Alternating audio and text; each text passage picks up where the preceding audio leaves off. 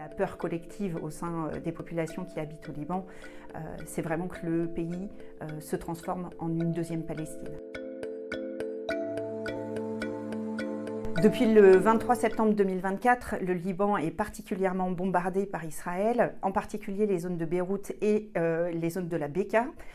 en plus des zones du sud qui le sont depuis le début du conflit en octobre l'année dernière, générant un flux important de déplacés à l'intérieur du pays, beaucoup plus important que ce qu'on avait noté jusqu'à présent, que ce soit au niveau des populations libanaises, mais aussi des populations syriennes et palestiniennes, impactant fortement les demandes en tout type de services, et en particulier en services de santé. Il faut noter que le Liban subit cette guerre depuis octobre l'année dernière et que cette guerre vient s'ajouter à une succession de crises depuis 2019. D'abord une crise sociale, puis une crise économique et financière qui a vraiment plongé la situation libanaise en particulier dans une situation extrêmement difficile. Face au développement en fait de cette situation sécuritaire et au déplacement de population, Médecins du Monde adapte ses activités régulières pour pouvoir répondre à l'urgence.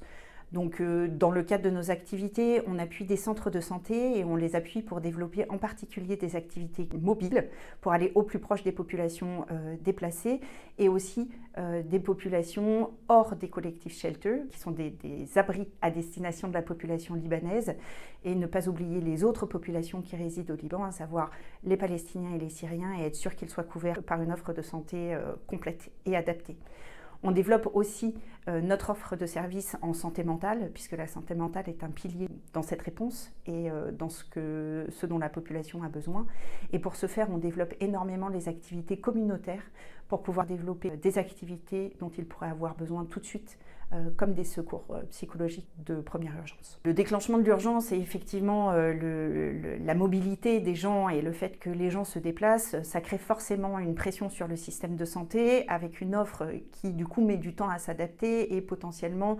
met des personnes à risque, que ce soit des personnes avec des maladies chroniques, mais aussi potentiellement avec des maladies aiguës par rapport à une gestion adaptée et à temps de ce qui pourrait être géré en cas normal. De plus, il faut aussi préciser qu'on entre dans l'hiver et que la crainte d'épidémie est là, en particulier avec tous ces déplacements de population, en particulier le choléra.